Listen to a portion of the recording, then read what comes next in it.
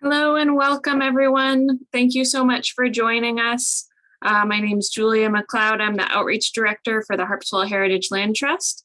I'm really excited to be hosting this webinar. We have Mina and Joe to present the Salt Bay Chamberfest's Harmony on Land and Sea. So we'll get to listen to some beautiful music, see some beautiful landscapes. And that is all I'm going to do to introduce them. I'll let them introduce themselves. I will mention that we are going to take questions through the chat. So though, since this is a webinar, we can't see and hear you, you can still ask questions through the chat, and you're welcome to type in questions anytime you want, and we'll get to them at the end. So feel free to ask your questions. All right, pass it off to you guys. Thank you so much, Julia. And thank you so much to Harpswell Heritage Land Trust for hosting us today. We're absolutely thrilled to be here. I'm Wilhelmina Smith, otherwise known as AKA Mina. You can call me Mina. I'm the artistic and executive director and actually founder of Cello Bay Chamberfest. We are a chamber music organization and festival that happens during August. And my colleague here is Joe Zizzo, who is a really brilliant cinematographer, and we've been working together for many years. Hi, Joe. Hi, Mina. And we're thrilled to be able to present these videos to you, and I thought that it would probably be best to play each video, and then after each one I can talk a little bit about what went into the decisions about the pairings of music to environment here in Maine, and why the music fits the place. So I might get into some musical details, and I actually have my cello here, so I may do a little bit of sampling for you. And then, so we'll kind of go through like that with the 4 videos, and then after, we love questions. Not hard questions, just give us easy questions, please. Good, so without further ado, I will see if I can do a successful screen share. There we go.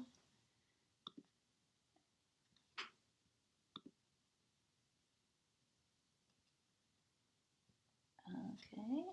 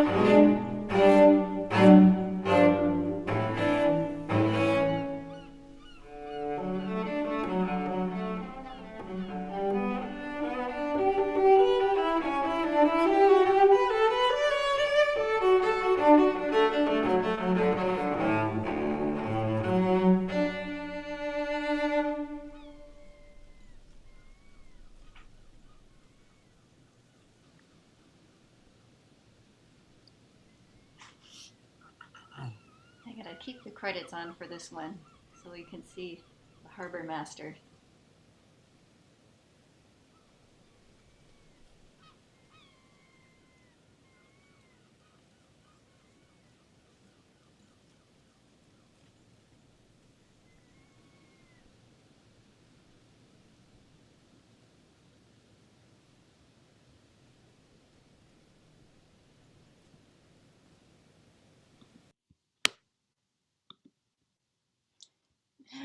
There we go. I wanted to include the end credits so that you could see that lovely video of Robert Ball, the harbor master of Round Pond Harbor. So just I thought I would say a couple of words about the Bach and why Bach, why Round Pond. And also just as a general comment that these videos were kind of, the genesis of these was the pandemic, and the underlying question being, how can we as an arts organization continue to serve our constituency and our audiences and people in Maine and otherwise? How do we successfully get the music out? And that was a really tough question last year. And it was hard to know what to do when we were all stuck. Well, you can see where I was stuck. This is my studio, where I practice every day for hours. And I think for me, the thing that I really wanted most to convey was being outdoors and connecting music to environment. And so that it took a long time to kind of figure out how and what and where and why. But it sort of, this project slowly came together, and Joe was amenable to coming and partnering with me on this. And so it just kind of evolved as we went along. So I did want to just say a couple of words about the Bach, because to me, this piece very much fits this landscape. And I'm going to share my screen again here with you. I shouldn't have left it, but I did. Okay.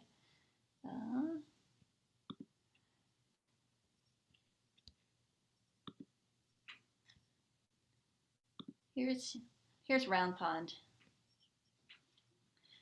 And this is very much a home away from home for me as well, because we, my family always had a boat moored here, and we'd go out sailing there. So as you can see, in terms of the landscape itself, it's such an incredible place. It's round and it's protected. It's protected by the island here, and then it goes out to sea. But so the concept of a circle and was very much in the forefront of my mind when thinking of this. And partly I chose the Bach because of the structure of the Bach, and I will play a little bit for you, but for those of you who are not musicians, I'm just going to give you a little bit of sense of the circle of fifths in terms of keys in musician. So this piece is in D major, this guy here, and normally in these Bach preludes, we travel from our home key, in this case it's D, to, when we call that the tonic, and then we go to the dominant, in this case would be A. I'm going to play you that. And then we come home again. So it's like home, away, home. So here's D major. Right, the piece starts solidly in a D major key. Normally these preludes kind of morph to the tonic. And then they end up coming back home again to D. In this piece, this is the sixth cello suite. So this actually was written for, the cellos have 4 strings, and this was written for a 5-string instrument. And at this point in Bach's writing, it was actually getting very, compared to the previous cello suites, was getting quite complex. And so whereas we typically we're going to go just from D to A and back again, in this piece, I'm going to stop sharing here. Well, I'm just going to show you. In this piece, we go to D, to A, to E, to B, to F sharp, to G, to A, and then back to D. So it's a real journey in this piece that is just a sense of exploration and a sense of motion that just doesn't stop. It travels. There's a D, and it keeps going and going and going and going. So in that respect, kind of, you know, the metaphor for being something round was really very fitting for being in that place of Round Pond.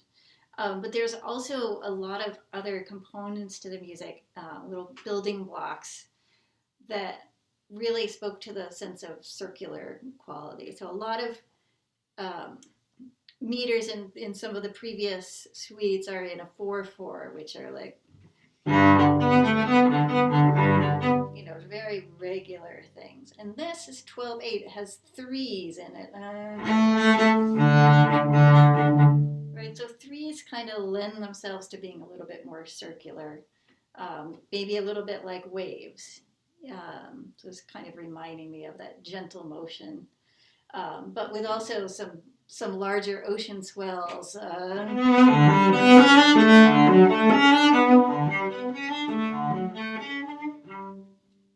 So they're kind of like little things and bigger things. And there's also something that he uses in this called bariolage, which is sort of exchanging strings, right? I don't know if you can see this too well, but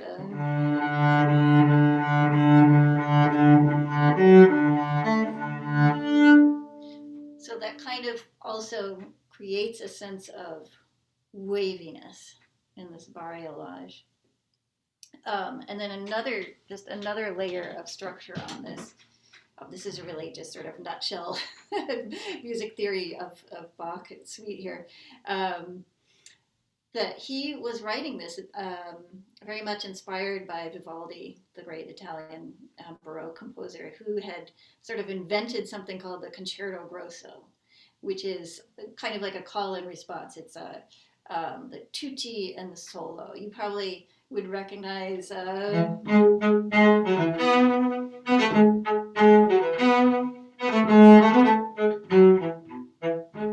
then there's, so like the whole orchestra comes in, and then there's like a, this is structured in a similar way. They call it a ritornello too, like in Italian, little return, ritornello. And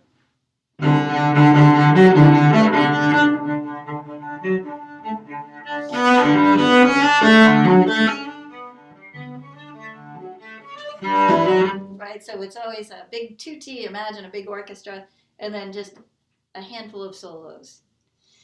So there's this constant feeling of back and forth with that. And for me, as a metaphor, it's really, the individual and the community, which this video really speaks to in a lot of ways. And the the feeling for me in the pandemic of, we're all isolated. I'm on my own little island. I'm on this raft in the middle of this harbor, and even though I'm surrounded by boats and action and people, I'm all alone. And to me, that sort of mirrored the feeling of what was happening in the pandemic. So just, but at the same time, full of life, full of energy, full of joy, and, just an opportunity to interact with the environment and with people. Joe, do you have any further thoughts from your perspective? Um, well, first of all, the seeing that video really brought me back to that whole experience, which was pretty amazing. The whole idea of you being isolated on that little island. I don't know. I'm sure you remember the little crowd that gathered that hadn't seen any sort of live music in however many months, or I guess it was probably close to a year at that point.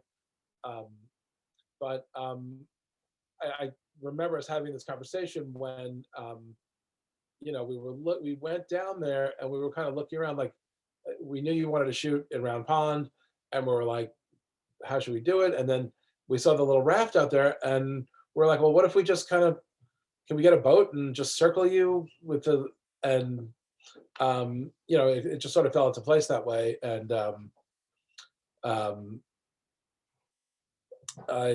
love the way it came out, and I'm just really happy to have supported the piece that well with the visuals, just because I realized the difficulty of the piece, the challenge of it, and I was just glad to be able to provide a visual support for your incredible performance. It was so interesting to me too, how like you just kind of naturally decided on this circling around me without even, that was even before we had discussed some of the musical aspects. It's really funny. It just kind of fell into place that way. And obviously it's done with in a very rudimentary way, with a high school student driving the boat and me handling the camera. Maybe not as smooth as had we had access to some more professional equipment. But in one sense, I feel like it lends a little more immediacy to the piece, having that kind of free-flowing camera that isn't perfectly smooth. It sort of rises and falls with the music a little bit. And we were lucky we got great light. It just kind of all fell into place. Yeah, we got lucky with the weather and everything. We got. I know somebody's probably going to ask me about the orange jumpsuit, but before that happens, let's move on. Yep, it was perfect. I don't care what anyone says. So we're going to move on and show you the next video, and also just kind of discuss the music and the process. At the end, we'll have lots of opportunities for questions. So gonna do the screen share again. Okay, good thing I cleaned up my screen here. All right. So this next piece is by Esa Salonen. It's he's living, and this piece is called Breathe, and it's in the coastal woods around the town of South Bristol.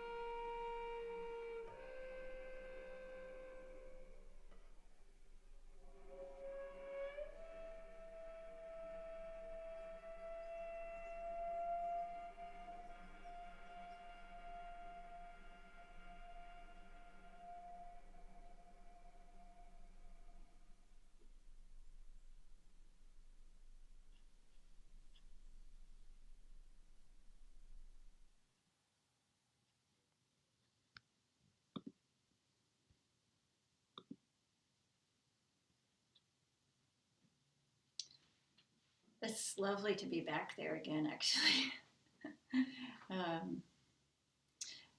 So a lot of things, a lot of thought was going into this between the piece and the place and this time that we've all been living through.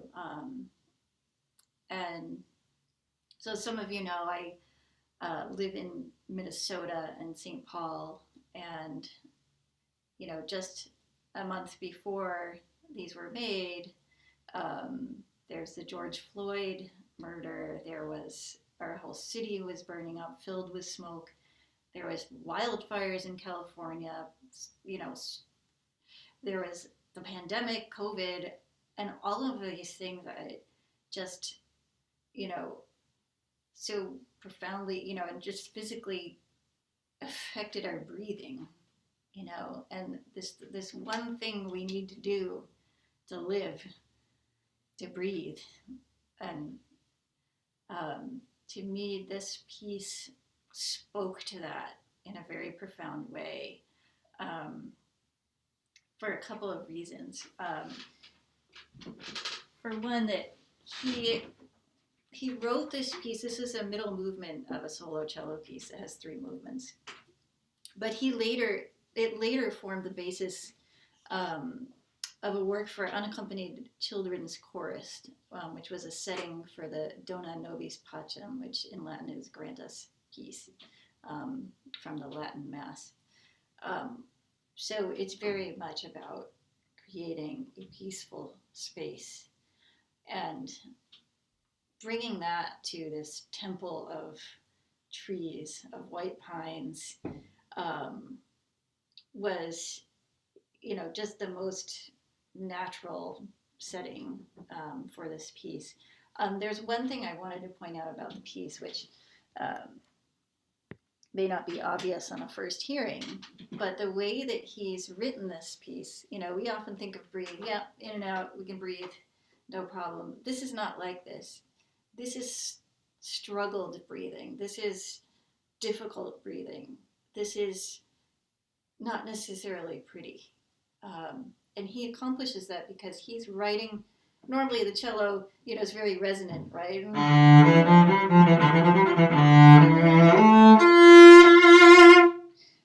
When you start to play closer to the bridge up here, the tension that causes the string becomes much more apparent, and it chokes the sound.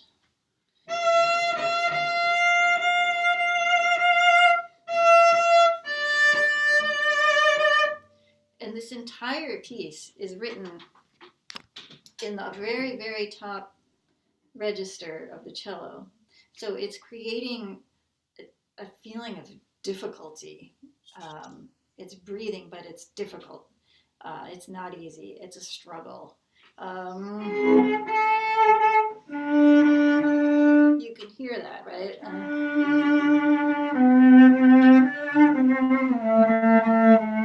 It's very different than the kind of resonance we get when we're playing down low here, because here we have just more of the string to vibrate. So the whole thing is written with this kind of tense quality. And so to me, that really spoke to the struggles that we were all as a community going through at that time, that were compromising our breathing. And yet at the same time, being able to set it in the Seal Cove Shore Preserve just allowed us to collectively breathe and to have that sense of peace that the place provided. And I have to say, I thank you, all of the land trusts in Maine for doing this amazing work that you're doing and preserving this beautiful place, that it's there now for all of us to enjoy and be in, because it really provided an oasis. So I'm gonna, Joe, do you have some thoughts also to add? Absolutely. I got really excited. So the first day I came up for this project, Maya took me around and we looked at all the different locations, and there was one tree, a big tree or a rock with moss on it that we had seen pictured on the website. We were trying to find it, but we kept coming back over this bridge, and I kept looking around, and I knew there were all these great vantage points to shoot from, and I finally just said, this bridge is the move. I mean, this is where this piece should be, and uh, I think it really did, and I really want to acknowledge that I had a lot of help from two high school students who operated. We actually shot this all on 3 cameras. Every take was 3 cameras. And to answer the question in the chat, this is not the live. This was not recorded live. I'm not a sound recordist. Mina diligently played to the track with an earpiece in her ear, and we were able. She played so this piece in particular, we were able to sync it up in the edit so well that all the birds and the ambient sound you're hearing is from the soundtrack for the Ghost, because the camera has a rudimentary camera microphone built into it. So all that sound of like the leaves blowing and the birds and everything is a little bit of the live track mixed in there. So there's actually a little bit of your playing on that day mixed in with the studio. The studio track is probably 75 or 80% of it. And then I did just record, some of the birds and stuff wild on a little recorder and lay that in there as well. But I mean, just from a technical standpoint, I really have to take my hat off to you, because not only these difficult pieces, you had to play it in sync to the track that was in your ear over and over again. We did at least 10 or 15 takes that day, and just moving the cameras around. I mean, you see all the varied. It's worth it because if you're going to watch a piece of music for 5 or 8 minutes or whatever it is, you want the visuals to be varied enough that it stays visually interesting as well as as interesting as the music is. But that's hard to do. We shot a whole day there, right? I mean, and you just played that piece over and over again. It was really quite amazing. And but yes, the place that you brought us to was extremely inspiring, and I think the piece um, um, really inspired us to find these unusual angles, to really kind of get down in the mudded points with the camera through the the ferns and up the long wide shots of the whole place through the trees. There were just such incredible um, visual opportunities there that it was a total pleasure to do, and total pleasure to put together in the edit as well. It was and it was fun for me to be having a musical conversation with the chipmunks and the birds. I hadn't anticipated that. I was trying to see if they would mimic me. So let's move on to the Norgard. I'll share that screen again. Okay. So this next piece, it's written by a Danish composer, Per Norgard. He's also still living. And it's filmed at Pemaquid Point, sort of one of, I would say, the favorite, most meaningful place I've ever been and continue to go. So here, this one's a little bit longer. I'll share it now. Let's see.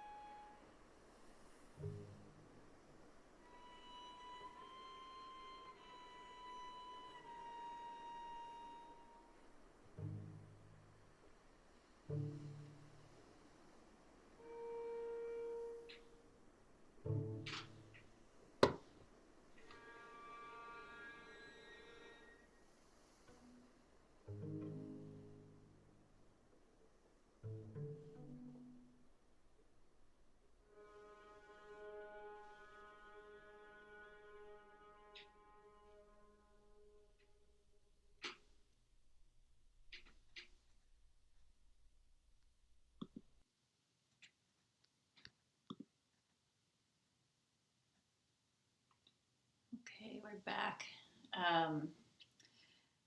That's a it's a serious piece, and one of the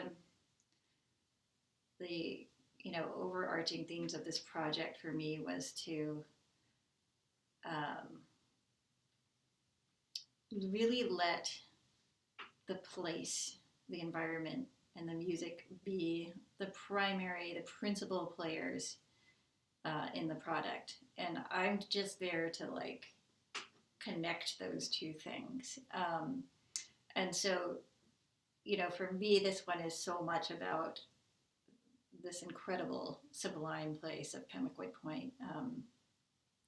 And it's also about this music that for me really describes the undescribable, the what we call the sublime in aesthetics, right? That something that's just beyond our ability to describe, I guess.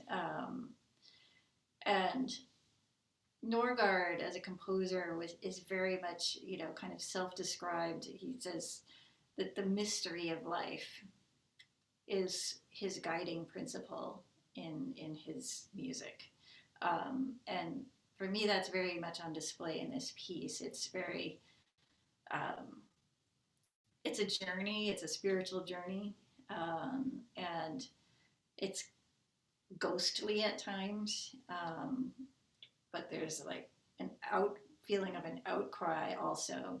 I think that in terms of the music itself, just going to point out two things in this that for me very much connect to the theme of the place. One is there's a motive of a seventh.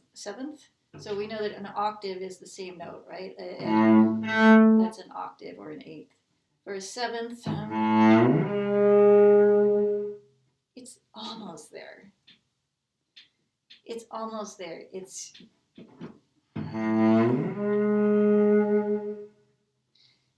reaching for something, and it's never quite getting there. And so you could read that in a lot of different ways, striving for something, or I don't know. You decide. But I think that's something that is part of the piece throughout the whole thing.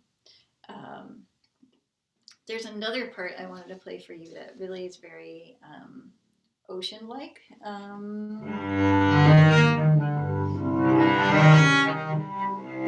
So the motion of going up and down, both physically and musically, to me are just really representative of the place.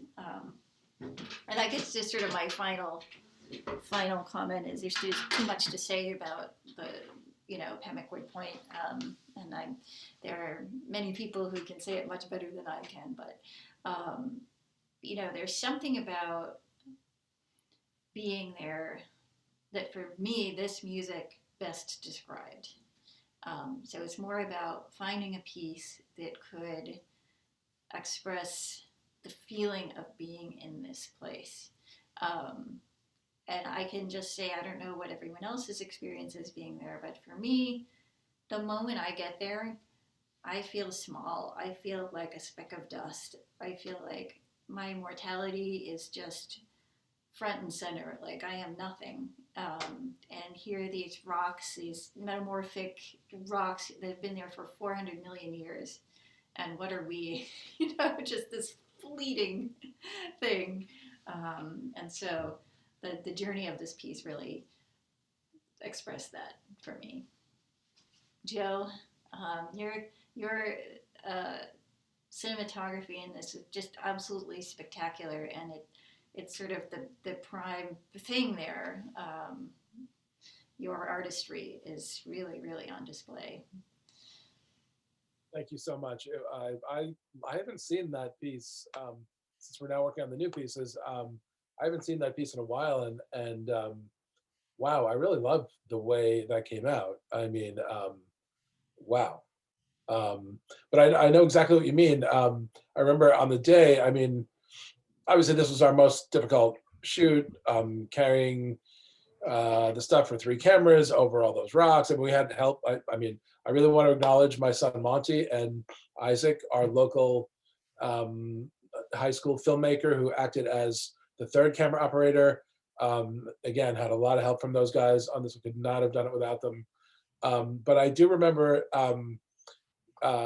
feeling what you just described earlier as a sense of insignificance. And at one point thinking to myself, we had to climb over some more rocks to get to yet another location to set up 3 cameras, etc. Thinking, these rocks don't care that we're trying to make a film here. They just are.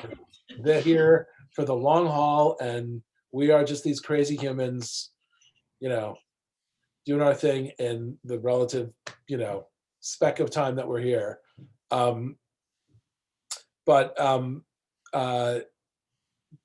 just on a more, just on a note of the technical and creative things that went our way that day, we had a lot of good luck.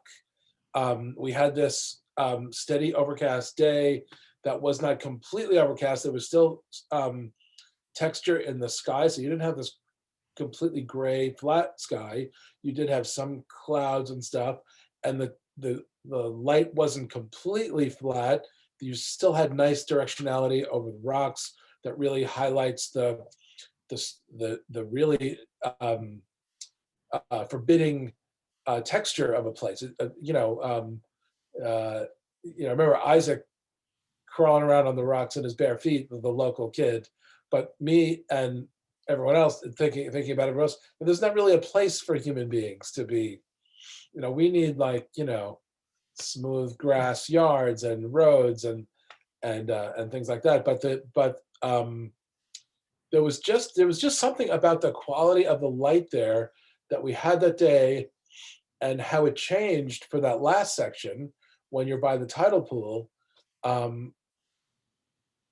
It was just kind of meant to be. I mean, there's a little bit of magic there. It really was. And I remember just looking at all the imagery as we were shooting it, just being, oh my God, we really are someone out there likes us today, because things really went our way. So it was a complete pleasure to do. I was wondering, so we have one last video, and I'm wondering if, given the time, we should take a few questions. And then, if we have time, we can sort of play the last video as a thank you and goodbye, since it's called Gratitude. Julia, do you have any questions for us? Yeah, that sounds wonderful. Thank you. So I'll just ask anyone who has any questions to just type them in the chat.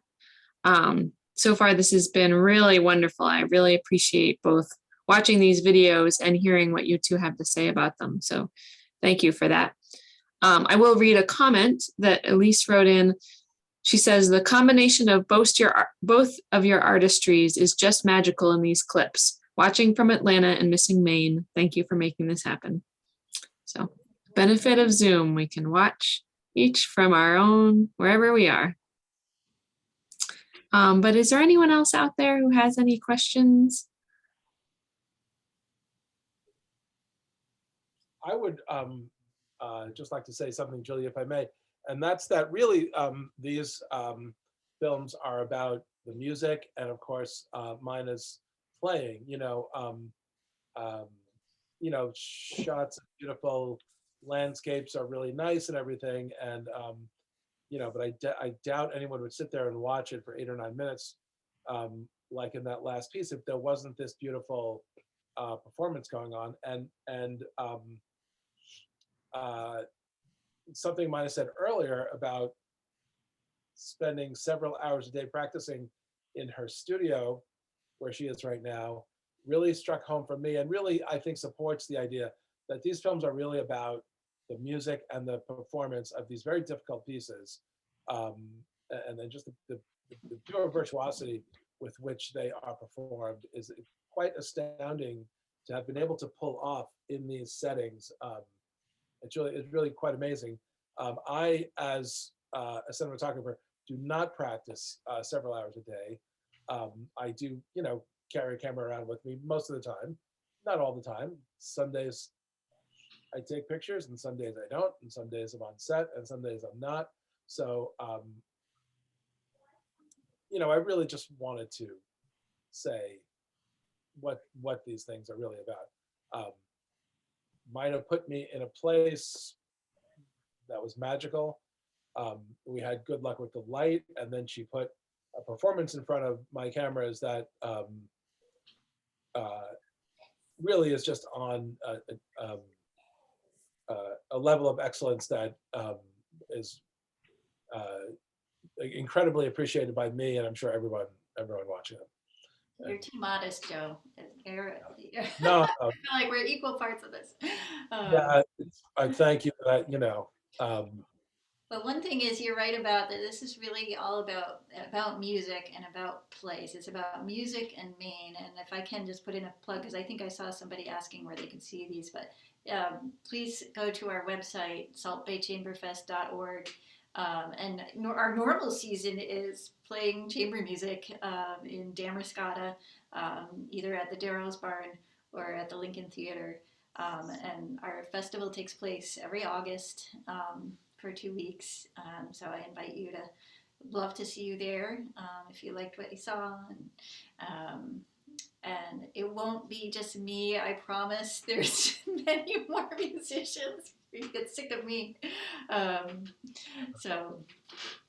And I just want to encourage people to watch the films on the Salt Bay Chamberfest website. The quality will be much better. The Zoom is obviously compressing them and making them jumpy and weird.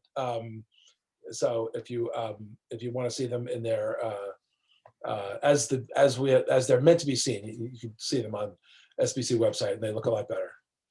All right.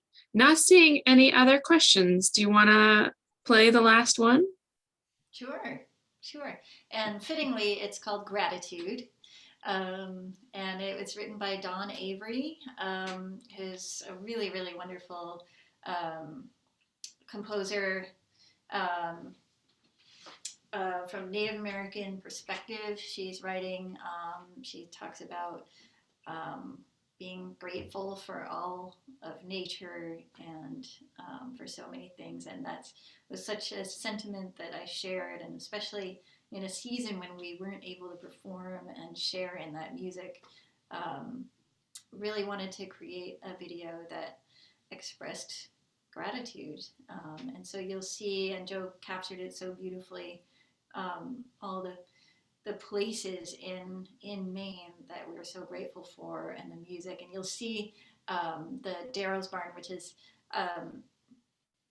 the place where we've been having concerts for 25 years. You'll see, and it's, all the doors are shut, and but it's also sort of grateful, expressing our gratitude for all of that and for music.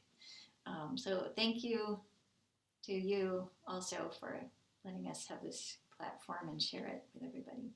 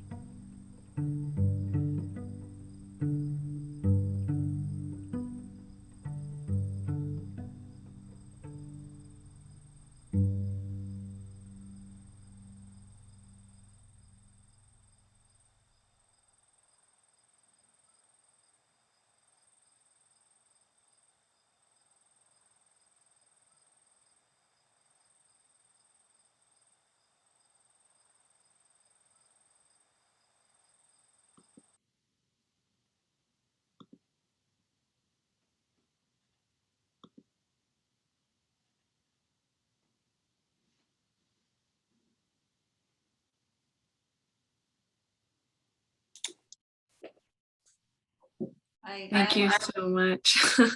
I just want to add a final thank you to all of you who support land trusts and our environment. And, you know, this sort of packs a punch in seeing this and how important that is for all of us. So thank you to your organization for all that you do.